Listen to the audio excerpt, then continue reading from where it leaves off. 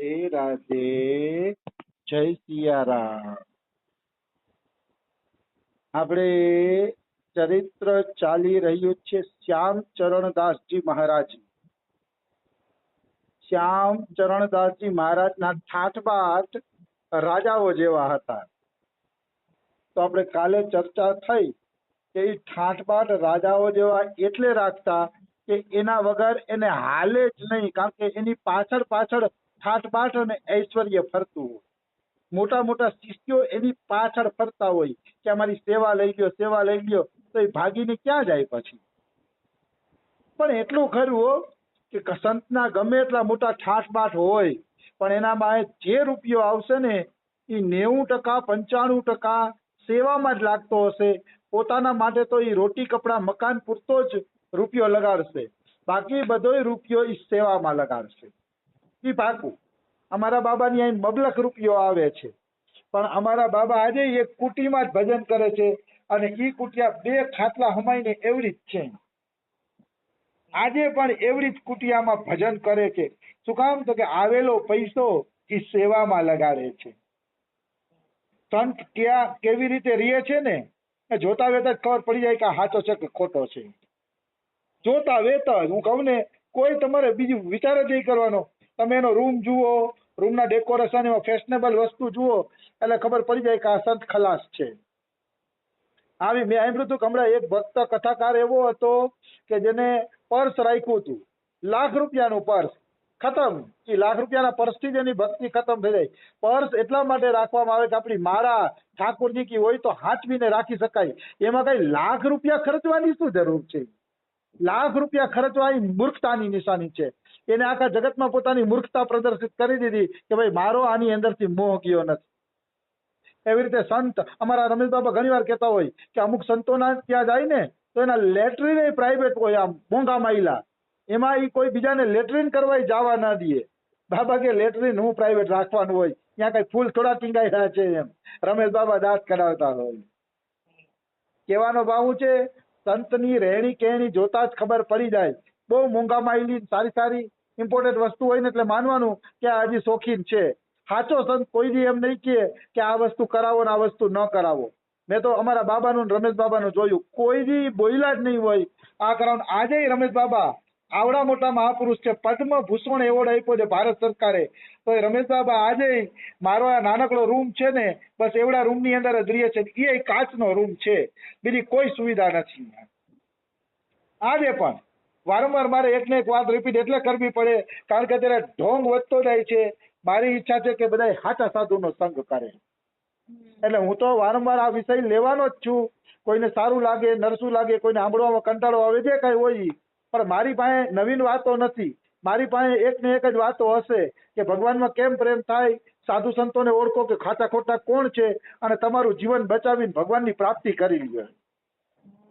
નકર અત્યારે તમારું જીવન ખાવા માટે અજગર જેવા સાધુ સંતો બેઠા જ છે, એના ચક્કરમાં ફસાણા એટલે ગયું જીવન। પછી તો ક્યાં જન્મે, ફરી સંતોનો સંગ થાય, ભક્તિ મળે, એ બધું કઈ નક્કી હોતું નથી। એટલે ખોટો સંગ તો કરવો જ નહીં, એના કરતા તો રાધે રાધે ઘરમાં કરવું સારું। આવી વસ્તુ છે। મેં તો આ 2 મહાપુરુષોનું જીવન 15 વર્ષે નજરે જોઉં છું એટલે ગુણ ગાઉં છું। કોઈ હું એના સંગમાં રહ્યો એટલે ગુણ ગાઉં છું કે એ મારા ગુરુ છે એટલે ગુણ ગાઉં છું, એવું નથી। કોઈ પણ વ્યક્તિ એનું જીવન જોઈ શકે છે। કોઈ પણ વ્યક્તિ બરસાનામાં આવીને એમનું જીવન જોઈ શકે છે, નિરીક્ષણ કરી શકે છે, પછી એને મને કહેવાનું। આવી વસ્તુ છે। તો ચરણદાસજી મહારાજ થોડાક ઠાઠ બાઠમાં રહેતા, કારણ કે એના શિષ્યો એને ઠાઠ બાઠ છોડવા જ નહોતા દેતા ને કે ના ગુરુજી આમ રહ્યો, આમ રહ્યો, આમ રહ્યો, આમ રહ્યો, તો એ પછી રહેતા કે હવે કોણ મગજમારી કરે। આવી વસ્તુ છે। હું ઘણીવાર પરશુરામ દેવાચાર્યનું દ્રષ્ટાંત આપું છું, વારંવાર આપું છું, એટલે અહીંયા આવ્યું તો પાછું એ દ્રષ્ટાંત આપું। પરશુરામ દેવાચાર્યને આવો જ ઠાઠમાઠ હતો। 300 તો શિષ્યો એની સેવામાં હતા, અને રાજસી ઠાઠબાઠ, ગાદી તકિયા બેસવા માટે એવો રાજસી ઠાઠ હતો। અને એ ઠાઠમાં રોજ ઈ સત્સંગ કરે, માયા સગી ન તન સગો, સગો ન યહ સંસાર, જીવ કો એક સાચો સગો, જીવ કો એક સાચો સગો જોએ, સિર્જનહાર. સિર્જનહાર એટલે જગતનો સર્જનહાર છે ને, જેને ભગવાને જે આ જગતનું સર્જન કર્યું ને, એ જ જીવનો સાચો હગો છે. બીજો કોઈ જીવનો સાચો હગો નથી. તો એક મહંતજીએ પૂછ્યું કે મહારાજ તમે એમ કહો છો કે જીવનો કોઈ સાચો હગો નથી, સાચો હગો કેવલ સર્જનહાર છે, તો તમે આટલા ઠાઠબાઠમાં હું કામ રહ્યો છો? તમે તો કહો છો માયા સગી ને તન સગો, સગો ને યહ સંસાર. તો માયા હગી નથી, કાંઈ હગું નથી, તો માયા વચ્ચે કેમ રહ્યો છો? તો પરશુરામ દેવાચાર્યએ કીધું ભાઈ તારી વાત સાચી છે, તારી વાત ખોટી નથી. કે હાલ કે આ માયા છોડી કે આપણે બે જણા સામે ઓલી ગુફા છે ને એમાં ભજન કરવા વયા જાય. બોલો કે હાલો. તો પછી પરશુરામ દેવાચાર્ય કહે છે કે હાલો આપણે બારીમાંથી નીકળી જાય. કે દરવાજેથી જશે ને તો મારા શિષ્યો જવા દેશે નહીં, કારણ કે બધા શિષ્યો મને પ્રેમ કરે છે, એટલે હાલો બારીમાંથી ભાગી જાય. તો બારી ખોલીને બે ભાગ્યા ને, તો ઓલો સંત કહે છે બારી તો બંધ કરી દ્યો, ક્યાંક કોઈ ચોર લૂંટારા ઘૂસી જશે ને તો આમાંથી કેટલી વસ્તુ લૂંટી જશે. તો પરશુરામ દેવાચાર્ય બોલ્યા હવે છોડીને જ જવું છે તો પછી બારી ખુલી હોય કે બંધ હોય એ વિચાર ન કરવાનો હોય. કે હાલો મારા ભેગા. કે પરશુરામ દેવાચાર્ય તો સમજી ગયા કે હજી તો આ બારી બંધ કરવાનું કહે છે અને માયા ગઈ જ નથી. અને પરશુરામ દેવાચાર્ય નીકળ્યા એટલે નીકળી જ પડ્યા. પછી આવી વસ્તુ છે.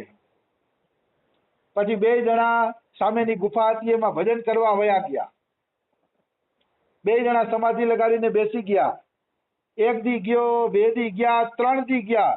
3 દી પછી ઓલા સંતને ભૂખ સતાવા માંડી, ભૂખ લાગવા માંડી. એટલે એને નક્કી કર્યું ભાઈ મારે તો હવે જમવાનું લેવા જવું જ હશે, ને હું તો મરી ગયો. જો હું જમવાનું લેવા નહીં જાઉં તો મરી ગયો, મારે તો જમવું જ હશે. એટલે એને શું કર્યું, એ જમવાનું લેવા માટે વયો ગયો, મધુકરી માગવા માટે વયો ગયો. બીજી બાજુ લાખો વણજારો આવ્યો, પરશુરામ દેવાચાર્યનો શિષ્યો લાખો વણજારો, અને આવીને પૂછે છે કે ગુરુજી ક્યાં છે? તો કે ગુરુજી તો સામેની ગુફામાં ભજન કરવા વયા ગયા છે, કોઈને કીધા વગર. તો લાખો વણજારો અહીંયા ગયો ને ગુફામાં, તો અહીંયા ગુરુને કઈ રાચ રચીલું નહોતું. રાચ રચીલું નહોતું ને એટલે એને બહુ દુઃખ થયું કે ગુરુ આવી તકલીફમાં ભજન કરે એ થોડું સારું લાગે. એટલે એને અહીંયા બધું રાચ રચીલાની વ્યવસ્થા કરી દીધી. ઓલો સંત મધુકરી માગીને આવ્યો ત્યાં તો આની કુટિયામાં બધું રાચ રચીલું હતું, ખાવાનું પીવાનું પંખા આ તે બધું. તો પરશુરામ દેવાચાર્યએ આંખ ખોલી, ઓલા સંત સામે હતા.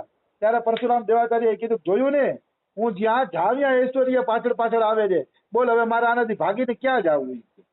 મારે ઐશ્વર્ય વચ્ચે જ રહેવું પડે, કારણ કે આ તો ભાગી ભાગીને પાછળ આવે છે, ક્યાં જવું અમારે? પણ એટલું યાદ રાખવાનું, ઐશ્વર્ય ભલે આવે પણ સંતનું ઐશ્વર્ય સેવામાં જ લાગતું હશે, એમાં બે મત નથી. કોઈ સંત ગાડીમાં ફરે તોય વાંધો નથી, આશ્રમ બનાવે તોય વાંધો નથી, પણ મૂળ ઈ જોવાનું કે ઈ પોતે આશ્રમની ચિંતામાં હડકતો તો નથી ને. જો એ આશ્રમની ચિંતામાં હડકતો ન હોય અને ભગવાન ભરોસે આશ્રમ હાલતો હોય, આવે એ બધી સેવામાં લાગી જતું હોય, તો માની લેવાનું કે સંત બરોબર છે.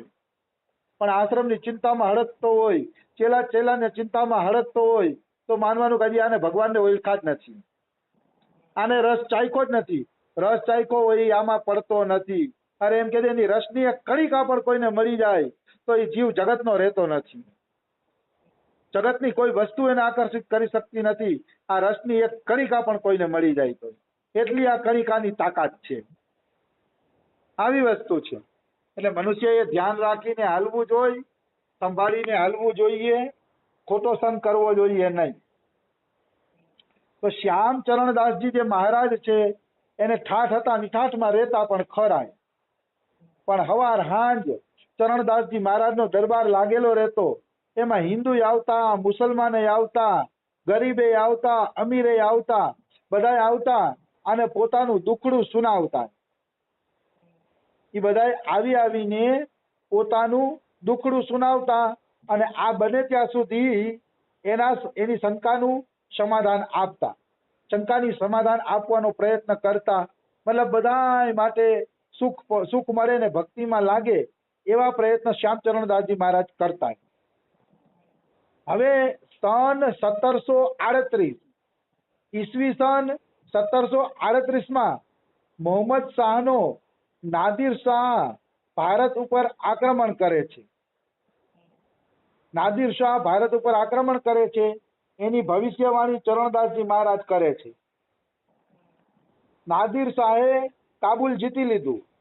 કાબુલ જીતી લીધું ને એટલે ચરણદાસજી મહારાજે દિલ્હીના રાજા મોહમ્મદ શાહને કીધું કે કાબુલ જીતીને નાદિર શાહ છે ને ભારત તરફ આવશે, ભારત તરફ આવીને લાહોર જીતશે. લાહોર જીતા પછી દિલ્હી ઉપર હુમલો કરશે અને દિલ્હીની કેટલી સંપત્તિ લૂંટી જશે, કેટલી સંપત્તિ લઈ જશે કે તમારે બચવું હોય તો બચી જાજો. તો મોહમ્મદ શાહને એમ થયું કે કાબુલ ઉપર આક્રમણ કરે એ દિલ્હી કેદી પહોંચે, હજી ખોટી વાત છે, દિલ્હી નહીં આવે. એ બિચારો ગફલતમાં રહ્યો, પણ શ્યામચરણદાસજી મહારાજે પહેલે જ જાહેરાત કરી દીધી હતી. તો નાદિર શાહે લાહોર ઉપર આક્રમણ કર્યું અને લાહોરના રાજાને પોતાનામાં ભેળવી લીધો અને પછી દિલ્હી ઉપર આક્રમણ કર્યું અને સાચું કાજ નાદિર શાહે દિલ્હી જીતી લીધું. દિલ્હી જીતી લીધું ને એટલે મોહમ્મદ શાહે નાદિર શાહને કીધું કે મારા ગામના સંતે શ્યામચરણદાસજી મહારાજે પહેલેથી જ આગાહી કરી દીધી હતી કે તમે અહીં આક્રમણ કરવાના છો ને જીતવાના છો. તો કે એમ? તો કે હા બિલકુલ. તો કે તો ચરણદાસજી મહારાજને બોલાવો. નાદિર શાહ કે મારે ચરણદાસજી મહારાજને જોવા છે. નાદિર શાહને ઈચ્છા થઈ ગઈ કે હું ચરણદાસજી મહારાજને જોઉં. એટલે ચરણદાસજી મહારાજને બોલાવ્યા. બોલાવીને કીધું તમે ભવિષ્યવાણી કરી હતી? તો કે હા. તો કે કઈ ચમત્કાર દેખાડો. તો કે હું કઈ ચમત્કાર જાણતો નથી, એ તો મારા મોઢામાંથી ભગવાને બોલાવી દીધું તો હું બોલી ગયો. હું કઈ ચમત્કાર નથી જાણતો. અચ્છા નથી જાણતા? તો કે ના. તો કે આને ગિરફ્તાર કરી લ્યો. તો ગિરફ્તાર કરવાનું કીધું ને તો ચરણદાસજી મહારાજે એવો ચમત્કાર દેખાડ્યો કે નાદિર શાહના પાઘડીમાં કલંગી હતી, એ કલંગી ઉડી નીચે પડી ગઈ. કલંગી ઉડી નીચે પડી ગઈ ને અને નાદિર શાહને એમ થયું કે આ કોઈ જાદુગર લાગે છે, આ કોઈ મહાપુરુષ નથી, આ તો જાદુગર છે. એટલે નાદિર શાહે ચરણદાસજીને પકડીને જેલમાં નાખી દીધા. જેલમાં નાખી દીધા. તો ધન્ય છે ચરણદાસજી મહારાજને પોતાના યોગ બળથી જેલમાંથી નીકળીને આશ્રમમાં પહોંચી ગયા. જેલમાંથી નીકળી અને આશ્રમમાં પહોંચી જાય છે. તો નાદિર શાહે કીધું કે જેલમાંથી કેમ આશ્રમમાં પહોંચી ગયા? જેલમાંથી આશ્રમમાં એ પહોંચવા જોઈએ નહીં. અને કેવી રીતે પહોંચી ગયા? પકડી આવો પાછા. પાછા ચરણદાસજી મહારાજને પકડી લીધા. પાછા ચરણદાસજી મહારાજને પકડીને જેલમાં નાખી દીધા. તો અડધી રાતે નાદિર શાહ સૂતો હતો તો ચરણદાસજી જેલમાંથી નીકળી અને નાદિર શાહને લત મારે છે. નાદિર શાહને લત મારીને કહે છે ઉઠ, કેમ પડ્યો સૂતો છો? એ કે રબને યાદ કર લે, તારો અંતિમ કાળ આવી ગયો છે. કે તું સંતોને જેલમાં નાખે કે તારો અંતિમ કાળ નિશ્ચિત આવી ગયો છે. એમ કહી અને લત મારીને નાદિર શાહને પાડી નાખ્યો. મહારાજ પહોંચે વહાં સમય જો આધી રાત, નાદિર શાહ ગાફિલ સોતા તાકે મારી લાત. નાદિર શાહ ગાફિલતામાં હૂતો તો એને લત મારી દીધી. મુક્ષો કહી જાગ ક્યો સોવે, જન્મ આદમ નાહક ક્યો ખોવે. હવે સંતોની તો એક ટેવ હોય કે જેને પકડે ને એને ઉપદેશ આપવા માંડે. નાદિર શાહને લત મારીને કહે છે શું કામ તારો જન્મારો તું ખો શીખીએ, ભજન કર, ભગવાનનું ભજન કર, તારો જન્મારો ન બગાડે. કરો યાદ ઉન કીજિન દીના, તો કારણ રબ સબ કુછ કીના. જેને તને આટલી બધી સાહેબી આપી છે એ ભગવાનને યાદ કરી કે એ ભગવાનને છોડીને બીજા કોઈને યાદ કરવા જેવા નથી. ત્યારે નાદિર શાહને ખબર પડી ગઈ કે આ તો કોઈ પહોંચેલા સિદ્ધ મહાપુરુષ છે. એટલે નાદિર શાહે કીધું ભાઈ હું કાલે જ દિલ્હી છોડીને વહી જઈશ, તમે મને માફ કરી દો. પછી બીજે દિવસે નાદિર શાહ દિલ્હી છોડીને વયો ગયો. રાજ્ય મોહમ્મદ શાહને આપી દીધું, પણ દિલ્હીની કેટલી વસ્તુ પોતાની